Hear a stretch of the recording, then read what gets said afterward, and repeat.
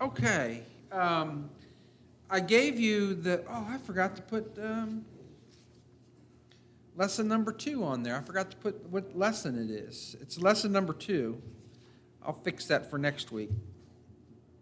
You have lesson number 2, but we didn't get through lesson number 1. So I want to go back and touch on a few points in lesson number 1, and then we'll transition into lesson number 2 this evening. We're going to be talking about classifications of angels, but before we do that, we had 2 different areas that we needed to discuss on lesson number 1 when we talked about our introduction to angels. One is angels were created for a specific purpose, and we'll look at what that is. And 2, angels have spiritual bodies and what we mean by that.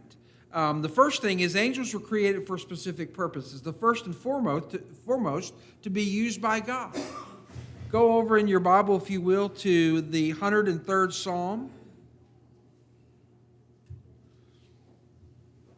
Psalm 103, and beginning in verse 20. Oh, hit the wrong button.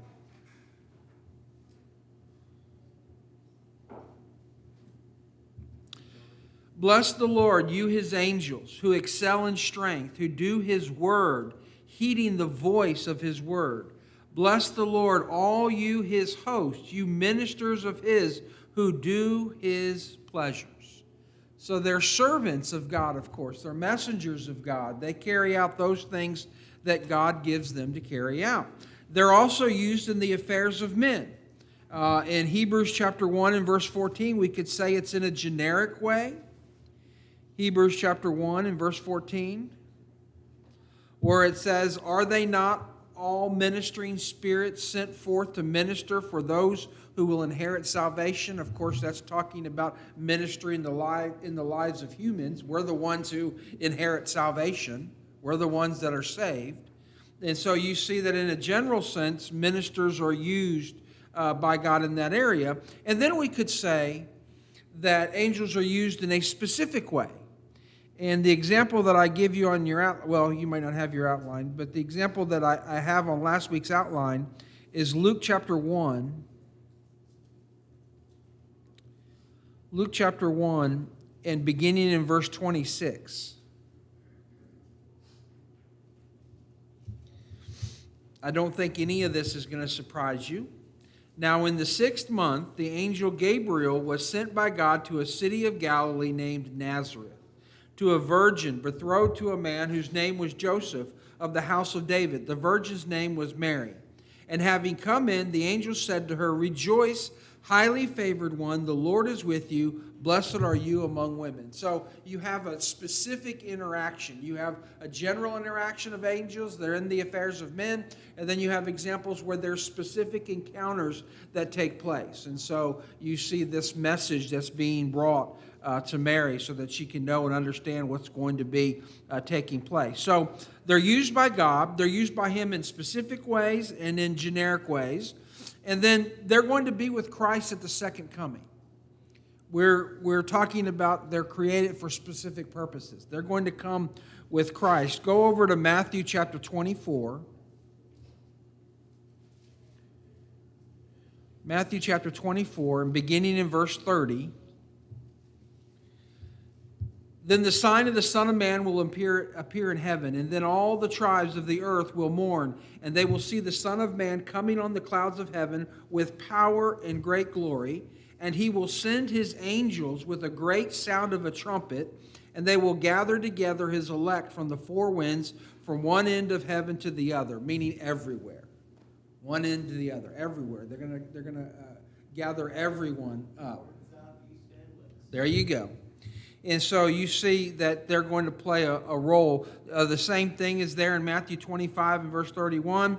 They play the same role in the second coming. And then one more thing.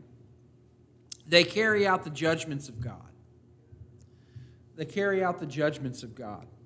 Go over to Isaiah chapter 37.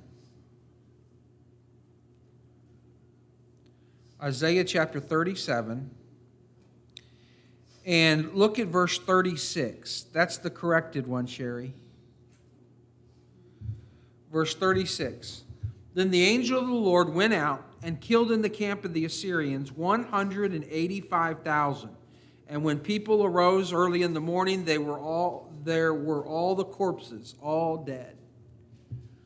Pretty serious judgment carried out by them. You see the same thing in Psalm 78 and verse 49, that angels were used to bring judgments upon mankind. So that's kind of some of their specific purposes. Okay, we didn't get that. The second area was that angels have spiritual bodies. And I think this is sometimes an area where we can trip ourselves up. We're not always consistent in what we say, what we think. But we know from Hebrews 1 and verse 14, and we looked at that in the generic way, we know that they're ministering spirits. That's how they're described. They're ministering spirits. Well, what would that entail? Well, in Psalm 100 and verse 4, it says that angels are spirits. Okay? In Luke chapter 24, verse 39, Jesus tells us that spirits don't have what? Flesh and bones. Okay? So these ministering spirits, they would be without flesh and bones. Yet at times, this is the thing that we have to remember, yet at times, God allows them to take on different forms when needed. They can appear as man. In Genesis chapter 19, verses 1 through 2, 12, 15, they appear as men. In Acts chapter 12, verse 7 through 10, they appear as men.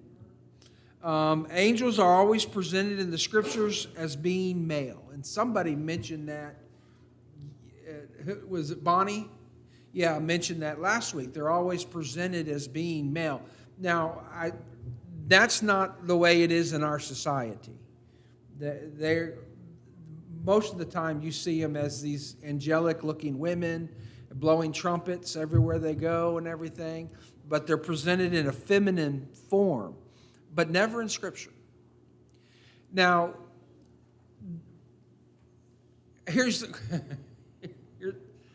should I? Alicia's not here. Man, should I go for it? Go big or go home? They appear as men, but they're not men. They are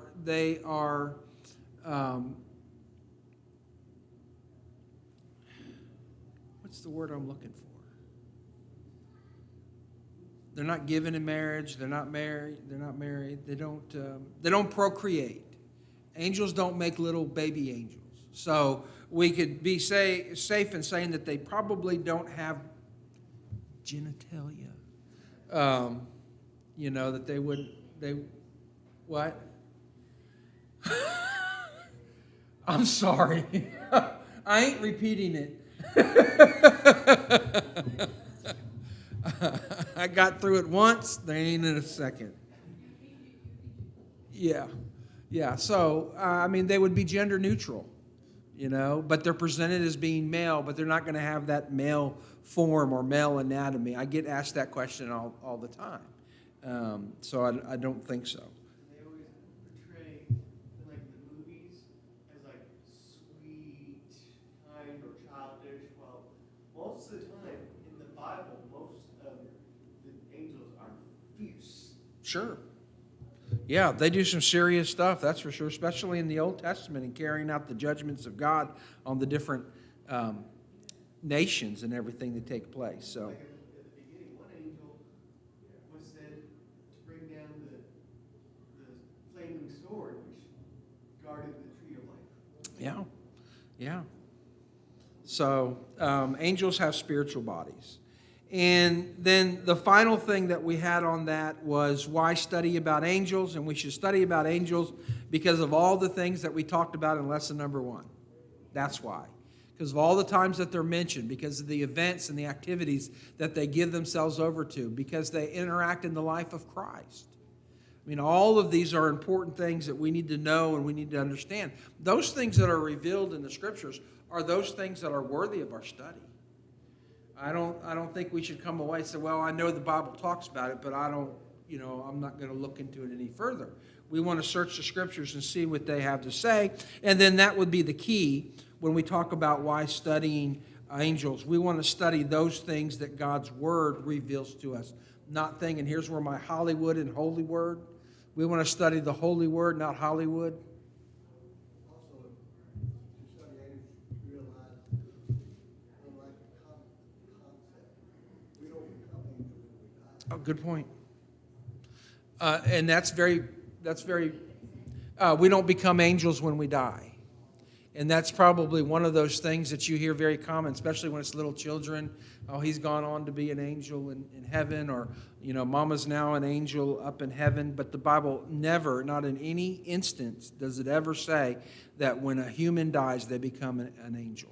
So when the bell rings, When the bell rings, nobody's getting their wings. Well, if they're a cherubim, they might get their wings, but we'll see, or a seraphim, but not.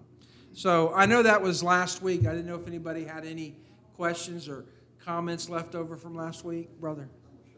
No, go ahead. angel ever has wings itself. Correct. Cherubim and seraphim is different. Yes, we read of them having. In fact, we're going to cover that tonight. We're going to cover that. So a lot of the images that we have of angels, or a lot of the knowledge that we have, rather, is based on Hollywood. And we have to be real cautious about that, because we'll take those things and we'll read them into the Scriptures when that was never the intent. That was never the function or the purpose of an angel. It's just something that was done in mainstream, or people just got a hold of it, like, becoming an angel when you die. It just kind of gets repeated over and over and over again after so many years, and people start to believe it. So we want to be cautious and careful, and I think that's one of the areas where this study can help us when we step back and we break it down into different areas, and that's what we're doing. We break it into different areas so we can study those areas individually, and then we can put, through the course of the study, this big puzzle together and come to a good understanding of it. So if nobody has any questions or comments? Yes?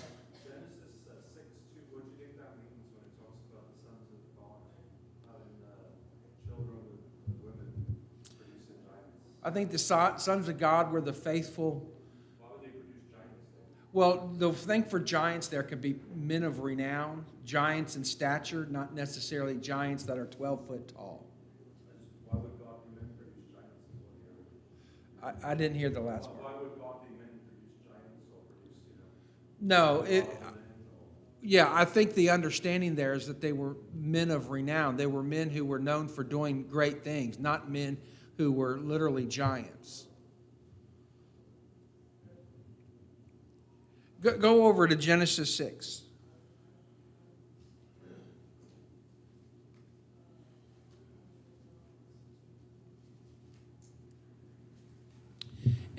This is the area that deals with the Nephilim, if you're familiar with that. This is also another area where Russell Crowe and his terrible, horrible, no good, very bad movie on Noah, where they really butchered this whole concept and people thought it was real. And that's some of the problem with some of these religious movies. They take these liberties and then people think, oh, the Bible must really said that, when the Bible didn't say that. So you got to be careful of it. Yeah, one thing that they should that we never mentioned in the Bible was one of the sons of Cain getting onto the ark with them. Yeah. Now it came to pass, when men began to multiply on the face of the earth, and daughters were born to them, that the sons of God saw the daughters of men, and they were beautiful. And they took wives for themselves of all whom they chose. And the Lord said, my spirit shall not strive with man forever, for he is indeed flesh, yet his days shall be 120 years. There were giants on the earth in those days, and also afterward, when the sons of God came into the daughters of men, and they bore children to them. Those were the mighty men who were of old, men of renown. That's what I was talking about when I said men of renown. So what you have is you have the faithful line of those who served God, and then you had those of the daughters of men, those who were not. You had God's people and not God's people, and they intermarried. And when they intermarried, for whatever reasons it may have been, they're referred to as the Nephilim, these giants, and they were on the earth, notice, before and after the flood. Before and after. So unless some giants were treading water, there has to be a different understanding of them being these giants. Did you have your hand up, Charles? I was just going from Genesis, I agree with it.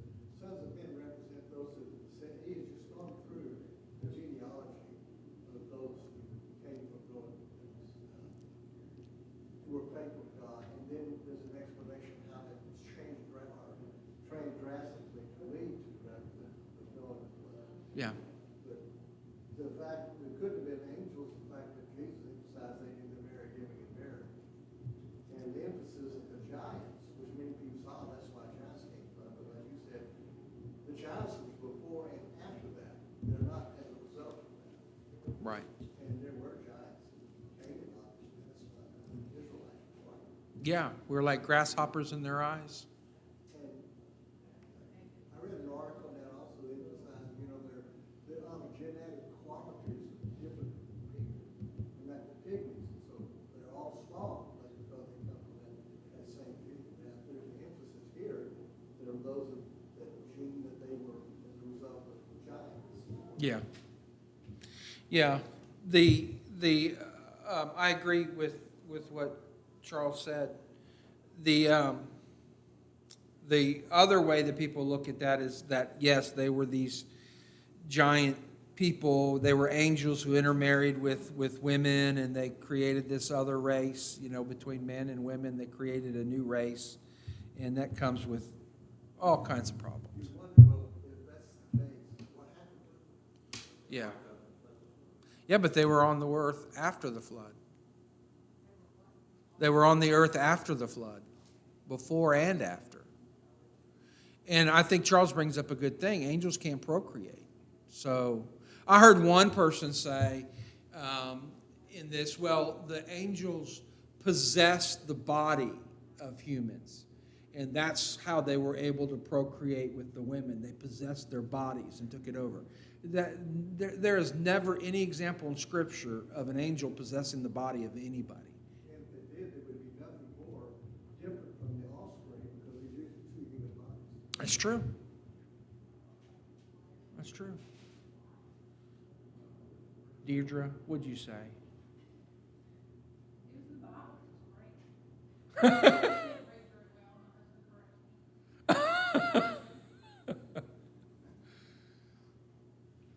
Make sense?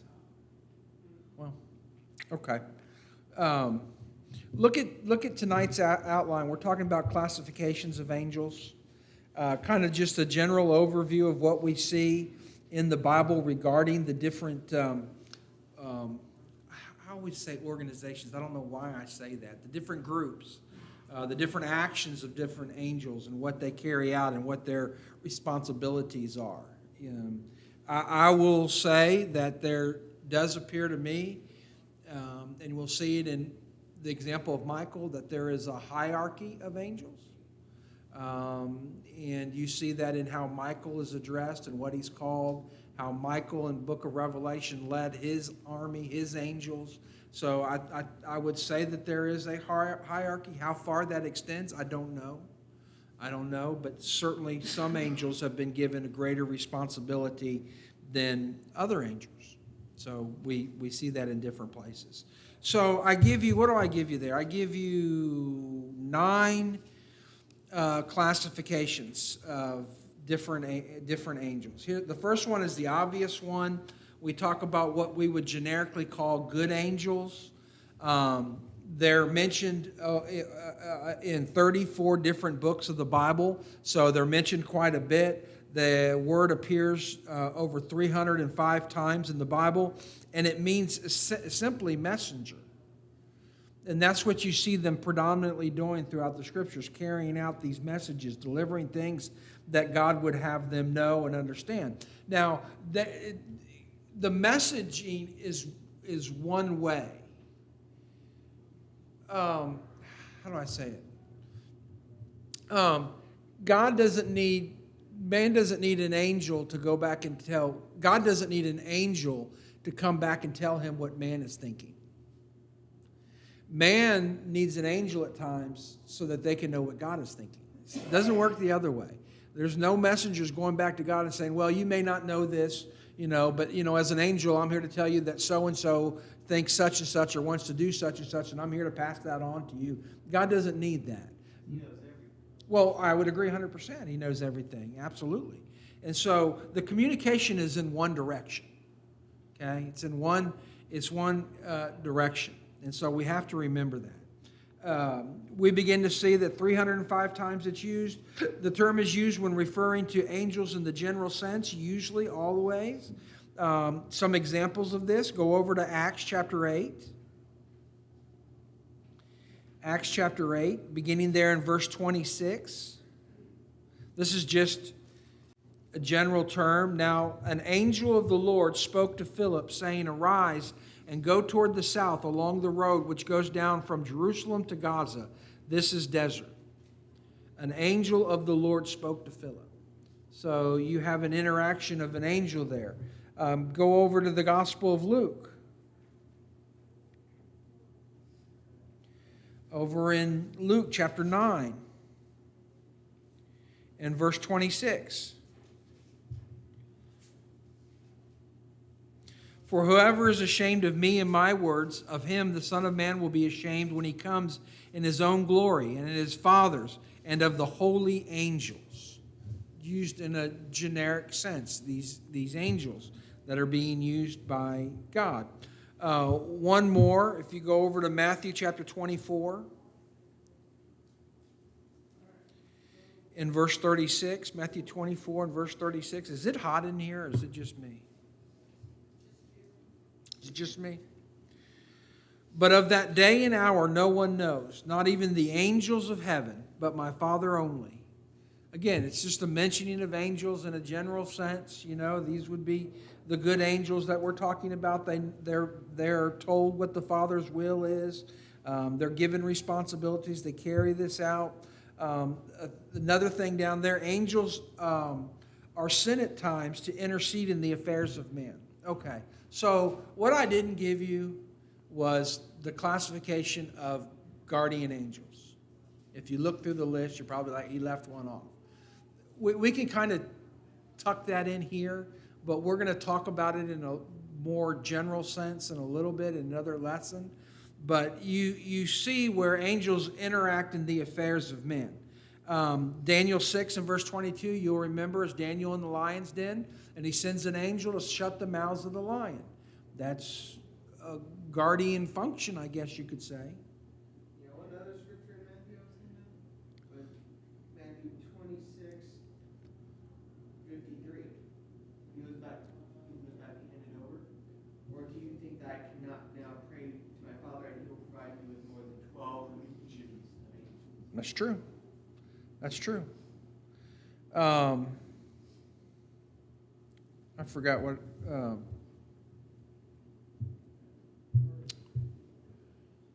I forgot what I was saying. Guardian angels. Oh,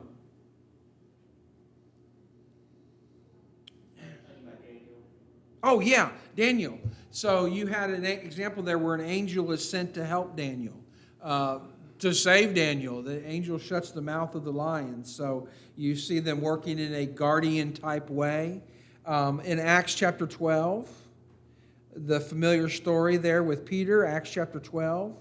And beginning there in verse 6, you'll remember that Peter and them are in jail, prison. It says, "And when Herod was about to bring him out, that night Peter was sleeping, bound with 2 chains between 2 soldiers, and the guards before the door were keeping the prison. Now behold, an angel of the Lord stood by him, and a light shone in the prison. And he struck Peter on the side and raised him up, saying, 'Arise quickly.' And his chains fell off of his hands. Then the angel said to him, 'Gird yourself and tie on your sandals.' And so he did. And he said to him, 'Put on your garment and follow me.' So he went out and followed him, and did not know that what was done by the angel was real, but thought he was seeing a vision. When they were past the first and the second guard post, they came to the iron gate that leads to the city, which opened to them of its own accord. And they went out and went down one street, and immediately the angel departed from them." So you kind of see this interaction in a specific way with Peter. and he gets him and releases him. You see miraculous things that take place. Chains don't normally just fall off things. That's a miraculous thing to happen. Doors don't just automatically swing open when they're locked. That's a miraculous work that's being done. And of course, God is bringing all of this about, and he's using this angel as the messenger to deliver Peter from jail, from prison. So you kind of see how he intercedes in the life of man. Paul and Silas, when the Philippian jailer, when the door was just slammed open, and he thought everything had all escaped. That's right. You see the same thing in the life of Jesus in Matthew chapter 4 and verse 11.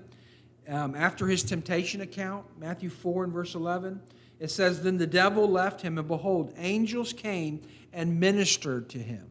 So you have these angels carrying out something very specific. You see the same thing in Luke chapter 22 and verse 43, when Jesus is in the Garden of Gethsemane, and angels come and strengthen him. So you see this ministering aspect that they have, sent by God to do these things, to carry out whatever God wanted done, he sent them to have it done. So you see them working in different ways, doing different things. So we'll kind of put that down as the general term when we talk about angels. This would be the good angels. Questions? Go ahead. I'm going to say something. In Luke 15, rather, I think it's interesting. The angels rejoice when one sinner repents. Oh, yeah. They have compassion for you. That's a good point. He said that the angels rejoice when a sinner repents, so they have compassion on man. Very good. The next classification is the seraphim. It comes from the Hebrew word meaning burning ones. They're mentioned by name only twice in all of the scriptures. Go over to Isaiah, the Old Testament book of Isaiah, chapter 6, and verse 2. It says, I'm cutting into the middle. It's in the year that King Uzzah died, verse 1, I saw the Lord sitting on a throne high and lifted up, and the train of his robe filled the temple. Above it stood seraphim. Each one had 6 wings. With 2 he covered his face, with 2 he covered his feet, and with 2 he flew. And one cried to the other and said, Holy, holy, holy is the Lord of hosts. The whole earth is full of his glory.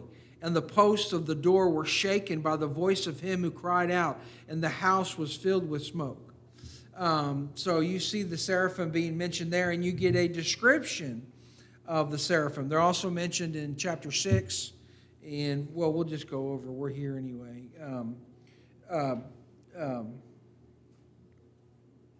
Verse 6. Verse 6, then one of the seraphim flew to me, having in his hand a live coal, which he had taken with the tongs from the altar, and he touched my mouth with it and said, Behold, this has touched your lips. Your iniquity is taken away, and your sin purged. Remember, woe am I? And he says, no, God's going to provide for you. He's going to take care of the situation for you. Don't worry. And so you have the seraphim who's carrying out this responsibility. It's interesting in how the seraphim are designed, and God has heavenly beings. He's got not just angels. There's other heavenly beings that we see different times. We don't always know and understand all that's taking place, but we get a glimpse, and here's a glimpse of one of those. With 2 wings, it covered its face, unworthy to look upon God. It's been suggested. With 2 wings, it covered his feet, that which is dirty, covering it up. And with 2 wings, it flew, the way given by God, which they move. I don't know. Brother Kaufman's got some interesting things. If you want to look up Isaiah 6 and verse 2 in his Burton Kaufman commentary, which is one of the best commentaries in the Brotherhood. My suggestion to you is one of the best in the Brotherhood.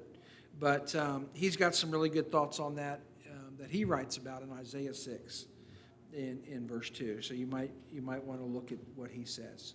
So their function is simple, to give praise to God. That's what they do. And of course, in Isaiah 6, verses 6 through 7, which we were looking at, they carry out the will of God. So I would say everything's got a purpose, everything has a function. There's nothing that's just created to be ornament or fluff. Everything has a reason. Everything carries out a responsibility that God has assigned to them, and that's true of the seraphim. Now,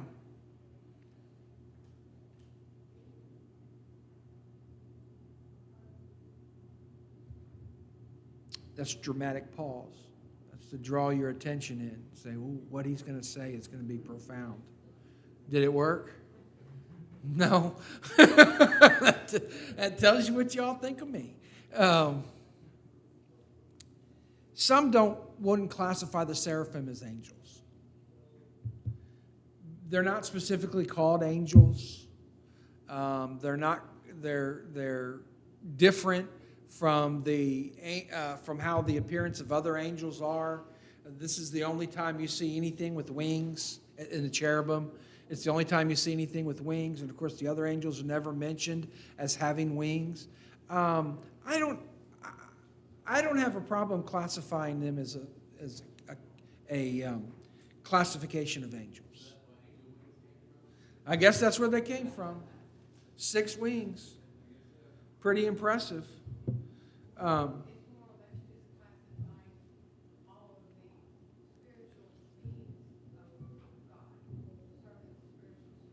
Yeah.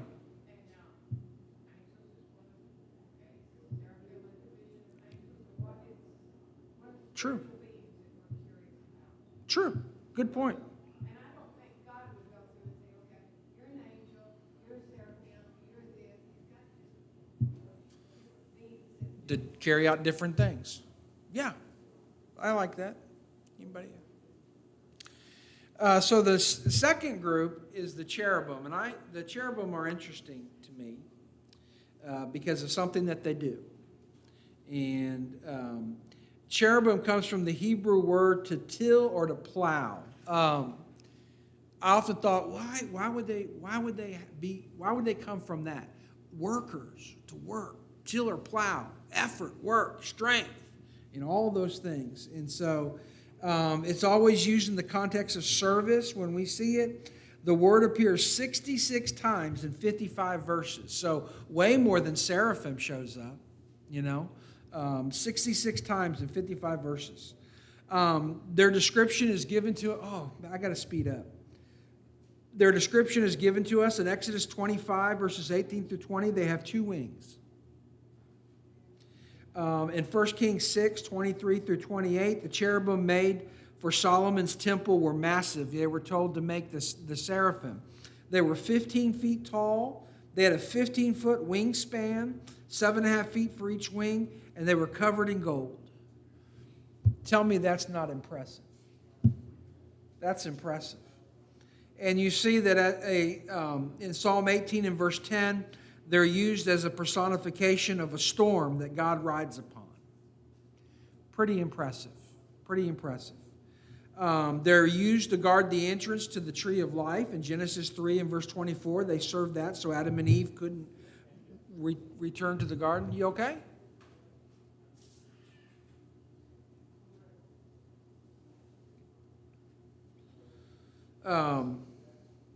Their function used to guard the entrance. They were adorned. Go over to Exodus 25.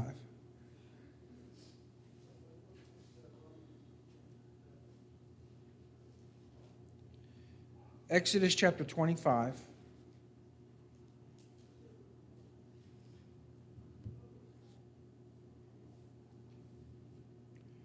trying to see where I give it to you on your thing. 18 and 20. 18 through 20.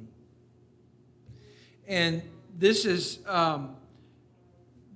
the description of the Ark of the Covenant, and it's being made. And it says, "And you shall make 2 cherubim of gold, of hammered work. You shall make them at the 2 ends of the mercy seat. Make 1 cherubim at one end, and the other cherub at the other end. You shall make the cherubim at the 2 ends of it of one piece with the mercy seat. And the cherubim shall stretch out their wings above, covering the mercy seat with their wings, and they shall face one another. The faces of the cherubim shall be toward the mercy seat. You shall put the mercy seat on the top of the ark, and in the ark you shall put the testimony that I will give you. So, if you remember your Old Testament history, this is why I like these guys. The top of the Ark of the Covenant, is called the Hill Ascomai.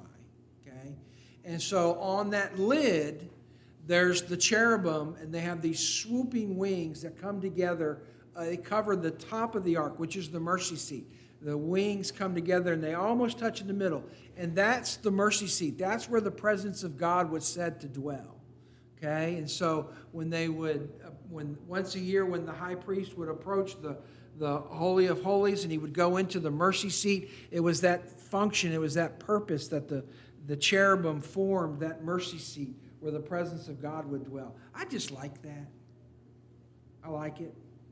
I think it's very elaborate. I think it's very telling, that there's the presence. God would give a place where His presence could be. Yes. Also, that's where the blood of the atonement is sprinkled. And so I think that they're gazing upon that as emphasizing God's aware and acceptance. Yep. Yeah, they would sprinkle the blood on the mercy seat. And so, yeah. So the cherubim are the ones that are given that symbolism. Well, not symbolism. That's how they were designed, that they would be on the top of the Ark of the Covenant. And then, of course, we talked about this, Psalm 18, verse 1. God is said to sit enthroned between the cherubim. That, again, is the mercy seat where the presence of God is dwelling. It's impressive. With the exception of those two, the cherubim and the seraphim, wings don't show up again. Now, I know they do in our culture. I understand that. But they don't show up again. And these are the only two heavenly beings that are said to possess these wings. Angels, I would suggest to you, don't really need wings. They do a fine job coming back and forth between heaven and earth, and everything seems to work pretty good for them. So I think they're okay with not having wings. And so anyway, any questions or comments? Makes sense? They are designated as mighty. They call in the judgment when He comes in the last day, they call them mighty angels. And when Jesus was explaining the deal, I think He cut off from His ear, He said, I can call pictures of angels, which implies you be in trouble. Yes. Oh, I agree. That's a good point. Number 4. Has anybody ever heard of this? The Watchers? Not the Watchers. The who? There was. And there was in Russell Crowe's movie, The Watchers. And weren't they made of rocks? I think they were made of rocks, and they would come to life. Yeah, I think that's what they were called. They're mentioned only in the book of Daniel. So go over to Daniel chapter 4. Daniel chapter 4, and beginning in verse 13. I saw in the visions of my head while on my bed, and there was a watcher, a holy one, coming down from heaven. And he cried aloud and said thus, chop down the... Well, we won't go into all the things that he said. But he saw this watcher, and this watcher is called a holy one coming down from heaven. Stay there. Go to verse 17. This decision is by the decree of the watchers, and the sentence by the word of the holy ones, in order that the living may know that the Most High rules in the kingdom of men. Gives it to whomever He will, and sets over it the lowest of men. So you have these watchers again, and you see again that they're giving these decrees. They're giving these messages. Stay there and go down to verse 23. And inasmuch as the king saw a watcher, a holy one, coming down from heaven and saying, chop down the tree and destroy it, but leave its stump and the roots on the earth, bound with a band of iron and bronze, and it goes on. So you have these very interesting things that are mentioned. The fact that it talks about them being a holy one, I think a connection at times can be made to angels, because angels are referred to as being holy ones. You see it in Mark 8 and verse 38, Revelation 14 and verse 10. And I am not going to arm wrestle you whether or not this has to be an angel. I just find it interesting. I wanted to include it in the classification. So there is something in God's order that were referred to as watchers. I think that they were used by God. They were called holy. Holy means separated to be used by God. So God used these watchers in a specific way that he wanted to. What do you think? All right, I'm going to end right there, and we'll finish up next week with the last 1, 2, 3, 4, 5. If you want to know, on the bottom of your outline, number 9, other than the Nephilim, the angel of the Lord is where I get most of my questions. Who in the world is the angel of the Lord? Well, we're going to have a whole study, one class on just the angel of the Lord. So we'll cover that at another time. But anyway, if you want to look up anything on the angel of the Lord, you can do that. Thank you.